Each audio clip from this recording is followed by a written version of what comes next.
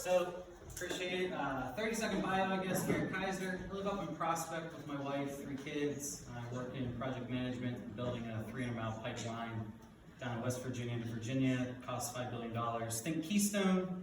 That's basically us, just in a different part of the country, fighting a bunch of lawsuits. Yeah.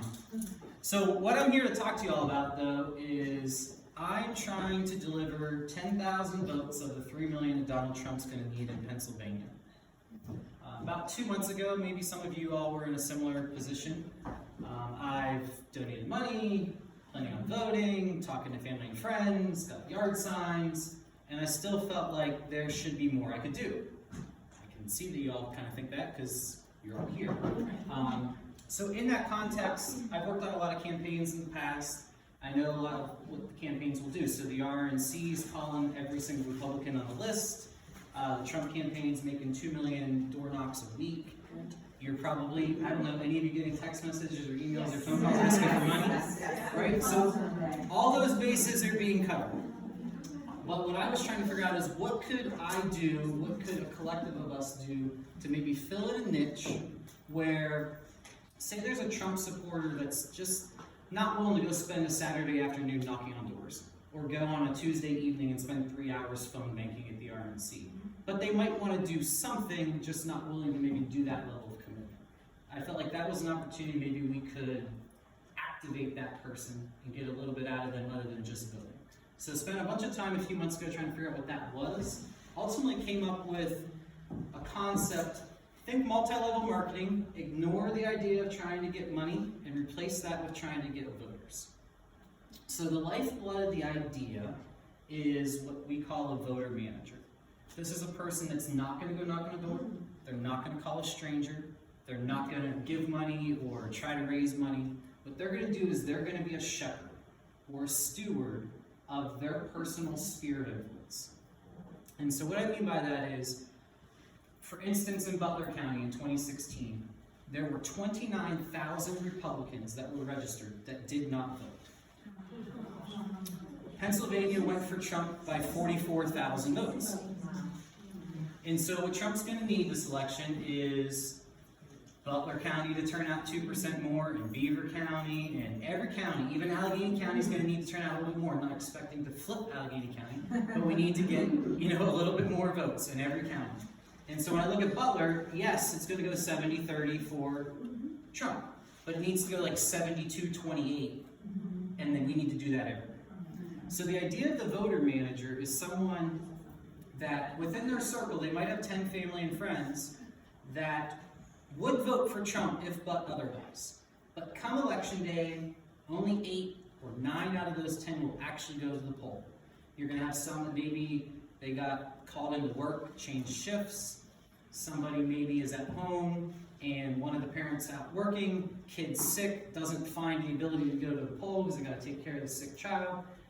Whatever happens, stuff like this happens. But the voter manager knows this person. This is their maid of honor. This is their brother. This is their cousin, best friend, whatever. That individual would say, oh, your child's sick? No problem. I'm coming over and I'm going to watch your kid for the next 30 minutes while you go to the poll. And that would sound like a big order if we're talking 10,000 votes, but we're not. We're talking 10 people, and these are already people that are really close. And so they can do, oh, your car broke down? I'm going to drive you to the poll. Most of the time, you're going to reach out to these individuals, and they're just going to go anyways. They're not going to have any of those complications. They just need you to be that little bit of a pest and remind them to vote. And on election day, they're going to get 17 phone calls. They're going to ignore all those numbers they don't know.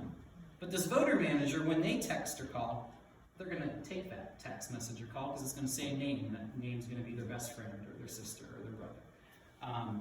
So at a high level, that's the idea, that we are trying to take that 29,000 votes, say, for instance, in Butler County that didn't vote, turn that into 25,000. If we did nothing, the 10,000 votes I'm trying to deliver, 8,000 might have voted for Trump if we did nothing else. All of us would have voted for Trump if we didn't do anything. But it's that extra 1,000 or 2,000 that we're going to try to drag across the finish line that if but for wouldn't have done it. So what we did is we built a website. One key thing that we decided a couple months ago is these voters that we're going to try to steward, we are not, underline, not collecting their email addresses, or their cell phone numbers. That's both the greatest strength and greatest weakness to this idea. The greatest weakness side is we have no way of contacting them, so we can't tell them to go vote or remind them or see if they have issues. The strength is we don't need to. They're already going to be contacted by their friends, their family, and those people already have their cell phone numbers. And we are in contact with the voter managers, so we can reach the voters that way. So the website we built, it's connected to the Pennsylvania voter database list. So any registered voter as of August 3rd, that was kind of our cut line. So if anybody's registered after August 3rd, it's not connected. But if they were registered as of August 3rd, they would be a name that's selectable. So what I'm going to do is I'm going to log in and kind of show you how the website works. And go from there. So the website's not a persuasion website. So one thing that I hadn't mentioned yet is I don't know about any of you, I think in this election that there really is no undecided. Very marginal. People love Trump or they hate Trump, but they're not really undecided on Trump. So it's about get out the vote, hence the trying to get all those votes that we can. So We the People for Liberty is what we call the website. When you go to it, there's only one button. It's to log in. So if somebody's not part of our effort, they can't get in. We've actually specifically downplayed our SEO, so I don't want like the Soros group to find our website and potentially shut us down on elections. So what happens is I'll drill down through a couple spots here.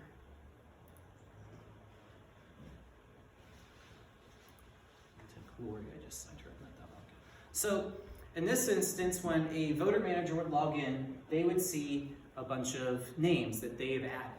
And let's say they wanted to add someone. So what I'm going to do is up here on this top part, this is the part that's linked to the Pennsylvania voter database list. If by chance someone's not a registered voter as of August 3rd, I have some people that now live in Ohio or Florida that used to live here. They can still corral their old network, even though they don't live here anymore. So I have some people signing up doing that.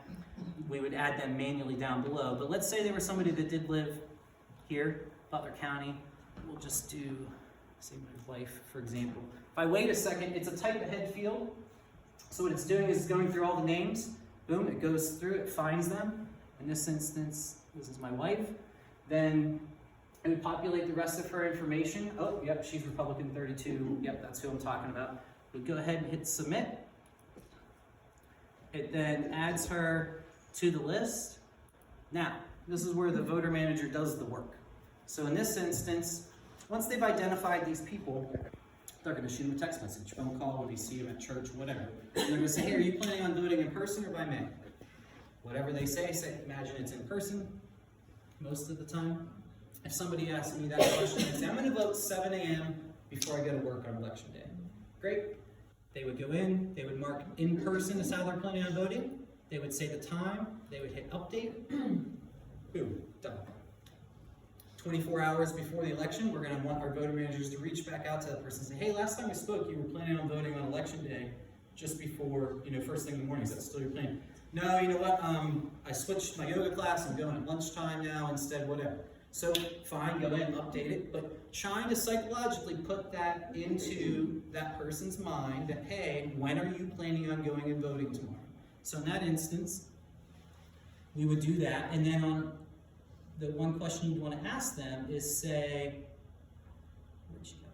You'd want to ask them, hey, once you do vote, shoot me a text message, let me know that you voted. If you get the text message, great, and go in, and then that person could say marked voted, and hit update. Perfect. It all rolls up to these voter stats. So in this particular voter, I click through. These numbers all roll up all the way through the multi-level marketing concept I talked about. So there's voter managers and there's some levels above that. So in my instance, I'm trying to get 10,000.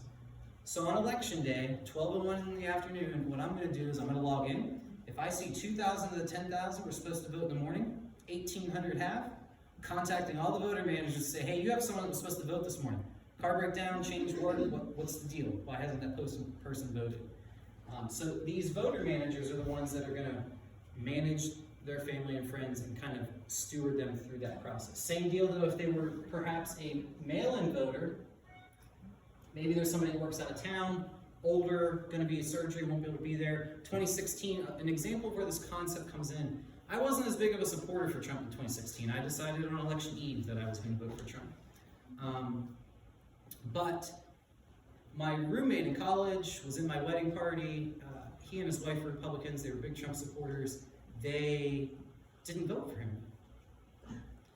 And so in hindsight, it's like, well, I didn't know that until I was going through this exercise. Like, how did that happen?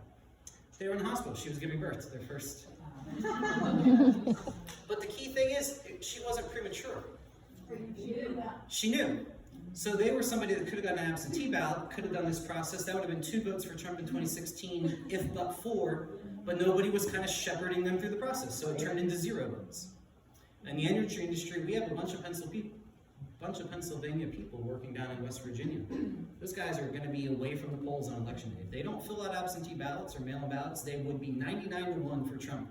But there's a good chance that a lot of them might not vote, which is frustrating. So we're trying to make that not be the case. But in the case of if somebody's mail-in, we still process them through. So did that person request their ballot? Did they receive it?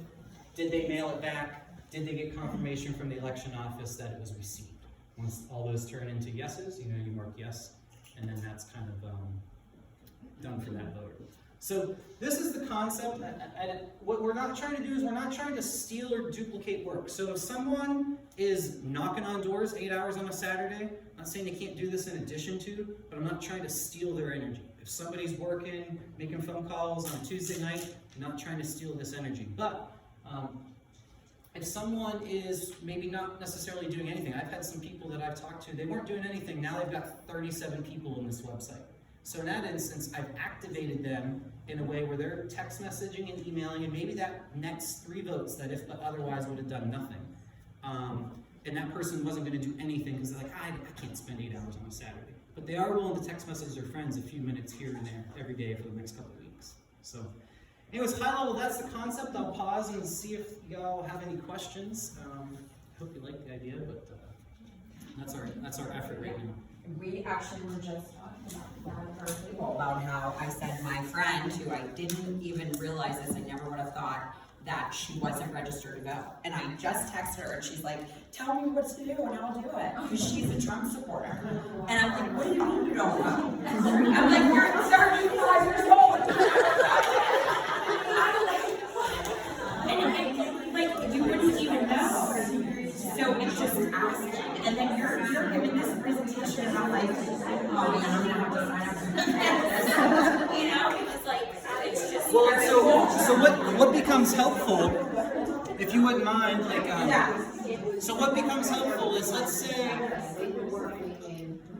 say you go to add someone. Okay. If you were to go in and type the county and start typing their name, Yeah. you would instantly find that you didn't find them. Okay. And that would have been a way for you to know, my friend's not even registered. Registration ends on Monday the 19th. Right. We need to hurry up and get this taken care of. It's like something you wouldn't even think of. Exactly. So you can do, we use this part of the website to add people, but I also view it as a part of research. So the research is important. What I mean by that is people that get involved in this, all of a sudden you're like, man, I have some friends that I just don't actually know. We talk at church sometimes, but we don't necessarily talk politics. I don't know where they lean. This is a way where you could potentially go in, type the county, type the last name. All of a sudden, someone that maybe you wouldn't have maybe been willing to approach because you didn't know, once you see an R pop up, maybe you're more willing to approach that person and have the conversation. So you can use it almost as a research tool to find out about people that maybe you didn't know. So are you suggesting that we each identify 10 people that we are considering to contact? Go on, search them, see, because I do have some friends that I don't know where they stand. I think they lean Trump, but they're just very quiet about it. Do you have to be a voter manager first before you can go in and search? Or All good questions. So yeah, in order to get in the website, you have to have a username and password, which we're not trying to hold those secret. We can easily get those for anybody that wants to participate. How do you do that? That multi-level marketing idea, somebody just needs to create a username for you that's already in the system. So can we use our Facebook page? Like, can I add you and then or you'll teach me and then I'll. Correct. Okay. Correct. You would add people. So I'll even do a demo of that. Now I want to be respectful of time too. I'm Good, basically- we're good, you're good, right? And maybe you could add him to the Women for Trump. He could I know, he's the honorary. Yeah, okay.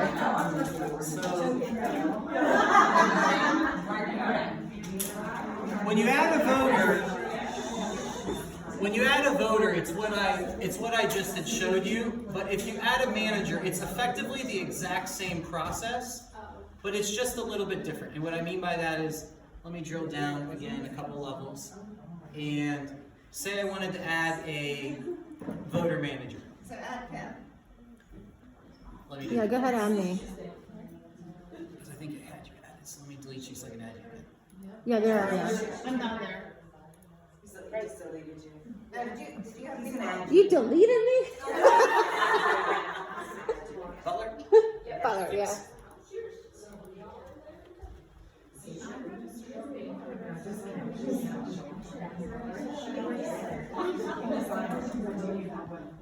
So when you add a manager, it's the same method where you use this top part. If they're registered, it would come up. So I go ahead, I click, populates the information. What's different is managers then get a username and a password. It defaults first letter of first name and then last name, and then the password can be whatever you want. And then the person that adds them just needs to make sure you give the website, the username, and the password to the person that you're doing this with, and then they're able to get into the system. The one thing we also did, my view, was these voter managers, again, are people that are not necessarily all very politically active. So I'm trying to arm them with information. So what we also had done, let me go ahead and add you back since I deleted you here, is we also created what I call a helpful links section, which is up here. By the way, everything I sort of just did, we also did little video tutorials, so I did a screen share with a voiceover, and it kind of shows everything I just did in more detail in case if you were to forget. But we also have this helpful links section. And so this idea is really meant for that voter manager that maybe doesn't know everything. So, they're talking to their voter, and the voter says, do you know when registration ends? Oh, it ends on 10/19. Do you know the last day to register? That would be 10/27. Do you know what time the polls are open? That would be 7/8. So we put that here. The other thing that we did was this key links. So I'm sure some of you have all been on your phone, you want to copy something, and it's kind of a pain. You're sitting there trying to highlight, finagling. So what we did is we designed the website to be for a phone. 90+% of what people are going to do is going to be on a phone. So here is a link for registering to vote. Here's a link to see if they're registered, to register, to find their polling location, to get an absentee or mail-in ballot. But you don't have to go in here and try doing this and being annoying. You just click the copy button, it then copies the link, you hit OK. It's meant to be able to go into that text message, hold down, paste, and you're done. Not that it's a big deal, but those little things for these voter managers are going to be important. The voter guide, I just took this off of the one thing, so it's meant to be something that you could copy paste, put into a text message really easily to a voter. We also did scripts. So let's say some of you were ambitious and you didn't want to just be a voter manager. You wanted to be somebody who recruits voter managers. So instead of just getting 10 voters, you get 10 people that each get 10 voters. It's what I call a section manager. In that case, here's some sort of scripted language where you can shoot a text message to that person that's your family or friend saying, hey, I'm trying to get 10,000 votes for Trump. This is sort of the general concept. And then down here is a whole bunch of bullets and some more information on basically everything I just told you, so that when you leave here, you're like, I remember he said some stuff, but I don't remember exactly what he said. Here's some of that information. And then lastly, we did some accomplishments. This was really just a story I wrote of how I wasn't sure about him 4 years ago. You might have some people that they're like, he's mean. Anyone ever heard that? I just don't know. He's mean. I don't like I wish he would just stop tweeting. Probably never heard that. We all agree. But for some people, this idea of voting against Biden or voting against the Democrats isn't enough. So in this instance, I listed about 40, I think it is, accomplishments that Trump has done that are reasons why you could say, forget voting against Biden, forget voting against socialists, here's why you should vote for Trump. And so you can kind of go in there, and this is that rare undecided. If you have an undecided, I've decided, I really think an undecided is more, I'm either going to vote for Trump, I'm not going to vote, or I'm going to vote Libertarian, or I'm going to vote for Biden, I'm going to vote for the Green Party, or I'm not going to vote. But not really Trump or Biden. I don't think that person, that's a unicorn, I think. But here's some information you could convince those right-leaning people that are maybe just going to sit out the election that they need to go vote. So. Is that open to everybody or Good question. We've wrestled with putting this on the front side of the login. The ultimate reason why we haven't is I don't view the website as something that we're trying to steer voters towards. We're really just trying to steer the voter managers toward, and then they can access it once they log in anyways. Yes. I would say I had a friend who did make a point that she was like, I don't like Trump. But somebody put it in the point that you're not just voting for him, you're voting for like 1,000 other people that he brings into the administration who are all really good and, you know, we've judged, nominees and stuff. And so if you think about voting for 1,000 of these other really qualified people and not just Trump, then it kind of helped her be like, okay, I guess I can vote for him because there's gonna be all these other people who support my views. So that's another way to kind of put it. Mark Levin always says, people. Mark Levin always says, Yeah. people equals policy, Yeah. and those 1,000 people are policy, because there's many decisions Trump doesn't make. And I think we can say, so yesterday, one of the quotes that really struck me from Amy Coney Barrett, they were like, you were attacking John Roberts, and she's like, I don't attack people, I attack ideas. Right. Yeah. So, I think you can say to people, you don't have to vote for Trump, vote for his ideas. Yeah. Like, and if you agree with his ideas, Right, you don't have to vote for a person, right. vote for ideas.